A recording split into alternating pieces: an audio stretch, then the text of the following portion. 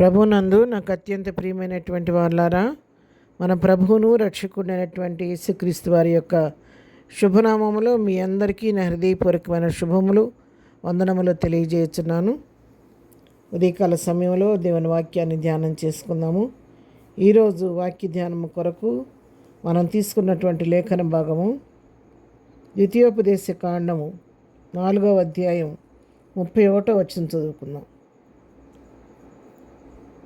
నీ దేవుడైన యెహోవా కనికరము గల దేవుడు గనుక నిన్ను చేయి విడువడు, నిన్ను నాశనము చేయుడు.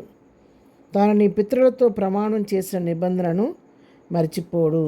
ఆమేన్. దేవుని నామమునకు మహిమ కలుగును గాక. ఇక్కడ దేవుని యొక్క ఒక మంచి గుణాన్ని గురించి ఇక్కడ మనం చూస్తున్నాం. నీ దేవుడైన యెహోవా ఆయన కనికరము గల దేవుడు. ఆయన కనికరం కలిగిన దేవుడు కాబట్టి నిన్ను ఎప్పుడు కూడా ఆయన చేయి విడువడు, నేను నాశనానికి అప్పగించడు, నాశనం చేయడు.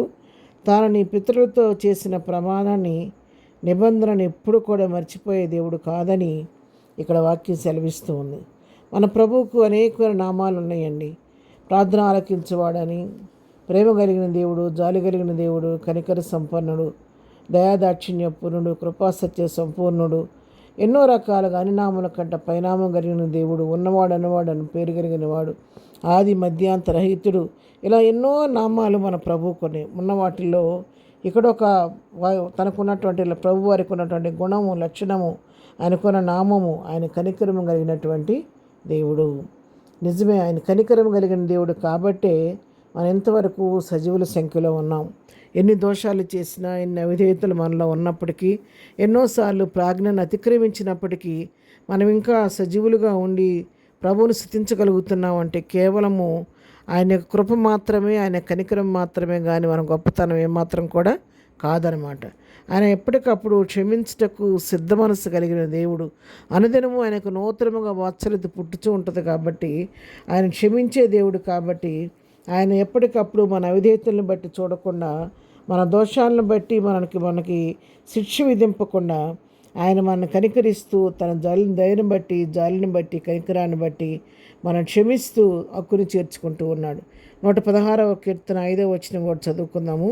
యెహోవా దయాళుడు, నీతిమంతుడు, మన దేవుడు వాత్సల్యత గలవాడు. ఆయన కనికరము కలిగిన వాడు, వాత్సల్యత కలిగిన వాడు, మరి జాలి కలిగిన దేవుడు, కృపా సమృద్ధి కలిగిన దేవుడు కాబట్టి నిన్ను నన్ను నిత్యము కనికరించే దేవుడు అయి ఉన్నాడు.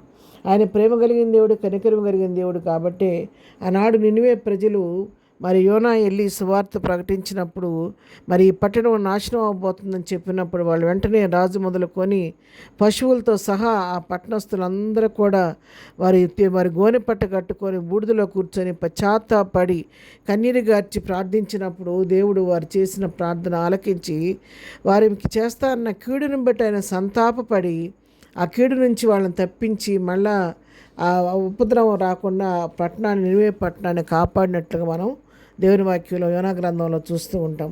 ఆయన కనికరం కలిగిన దేవుడు కాబట్టి ఆ విధంగా వారిని నాశనానికి అప్పగించకుండా పట్టణాన్ని రక్షించినట్టు చూస్తూ ఉన్నాం. అన్ని పరిస్థితుల్లో ఆయన కనికరం కలిగిన దేవుడు కాబట్టే తన ప్రజలను ఎన్నోసార్లు తిరుగుబాటు చేసినప్పటికీ ఆ ఇశ్రాయేలు జనాంగం పూర్తిగా నాశనం కాకుండా వారిని క్షమిస్తూ వారిని నడిపిస్తూ వచ్చాడు దేవుడు.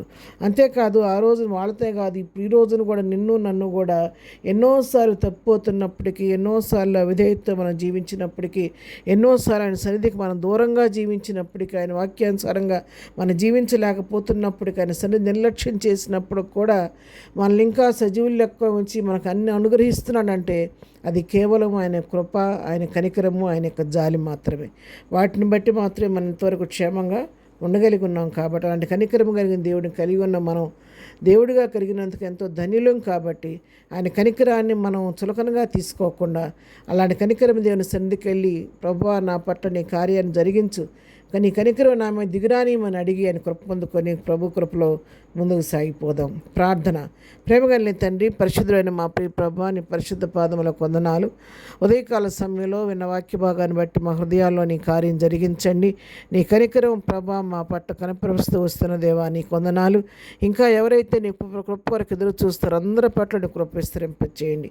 ఈ జయం మేము చేయని పట్ల మీరు తోడుగునండి. వెళుతున్న మార్గాల్లో నీ కాపుదల దయచేయండి. ఇద్దరం బర్త్డే మ్యారేజ్లో చేసుకుని కుటుంబ బిడ్డలను దీవించండి, ఆశీర్వదించండి. బలహీనములను ముట్టండి, దుఃఖములను వారిని ఓదార్చండి.